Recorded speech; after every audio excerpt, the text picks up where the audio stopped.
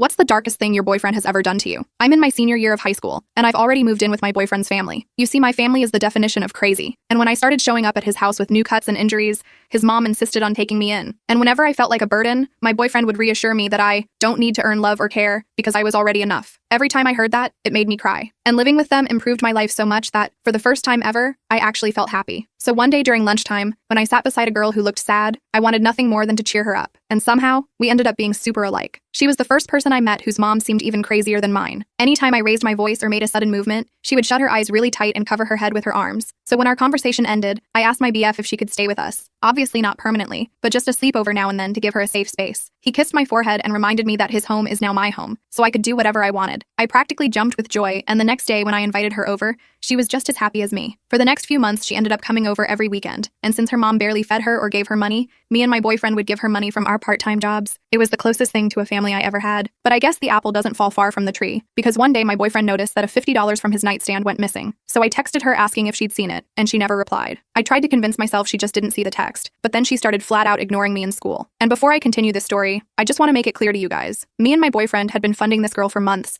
and had even paid for some of her therapy sessions. Then she stole from us and was mad at me for confronting her about it. So now to continue, I can tell you that me and my BF had no intention of ever going out of our way for her again. I thought the situation was clear-cut. Boy, was I wrong. Because a few weeks later, I felt nostalgic and wanted to read through our old texts. But that's when I noticed I had her blocked. I thought it was weird, since I had no memory of blocking her. But I was ready to just shrug it off, until I unblocked her. Because that's when I got a sea of messages from her saying she didn't know what the F I was talking about, and she never stole anything. And when I didn't respond, she started borderline spamming me about why I was ignoring her. The final message was her explaining how she'll always appreciate what me and my boyfriend did for her, and she'll leave me alone in school from now on. Suddenly, an awful gut feeling washed over me. I thought back to all my boyfriend's passive-aggressive comments towards her. Looking back, it was obvious he was jealous of having to share me with someone else. Thinking about it made my head spin, so I decided to hold off on taking any action with the girl or my BF until I knew the whole story. I wish I knew it was a race against time, because 2 days later, the principal of our school announced that she had self-unalived. I lost my mind. My boyfriend tried to comfort me and tell me it wasn't my fault, but the whole time I never blamed myself. I blamed him. A few weeks have passed since then, and he still doesn't know that I know he lied about the money being stolen. Should I stay here and live with a borderline murderer, or do I move back home with my crazy mother? Please help.